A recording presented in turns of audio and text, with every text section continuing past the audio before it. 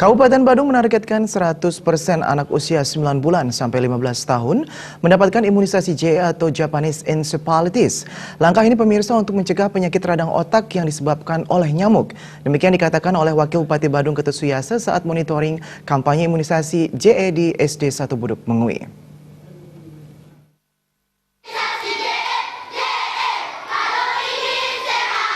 Wakil Bupati Badung Ketut Suyasa mengatakan pelaksanaan imunisasi Japanese Encephalitis atau JE hingga April mendatang ini menyasar anak usia 9 bulan hingga 15 tahun.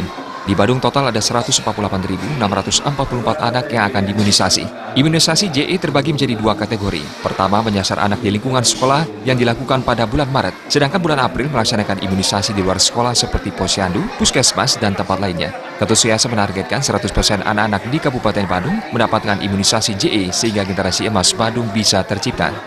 Di tahap 1 ini kami lakukan buat anak-anak kita yang ada di sekolah. Tahap kedua baru kita akan perluas lagi jangkauannya kepada jangkauan masyarakat non sekolah. Ya, mudah-mudahan apa yang kita lakukan ini benar-benar kita bisa menjaga dan juga mengembangkan stabilitas kesehatan masyarakat, karena kami sadar betul bahwa kesehatan itu adalah segala-galanya buat kita. Bicara masalah kesehatan, kalau kita bicara masalah target, maka kita tidak boleh melargetkan masyarakat itu hanya sebagian-sebagian dan sepotong-sepotong. Ketika kita bicara masalah kesehatan, maka di situ kebijakan, langkah kita dan penanganan kita, nelayan kita ini harus melayani keseluruhan masyarakat, 100% buat masyarakat Badung.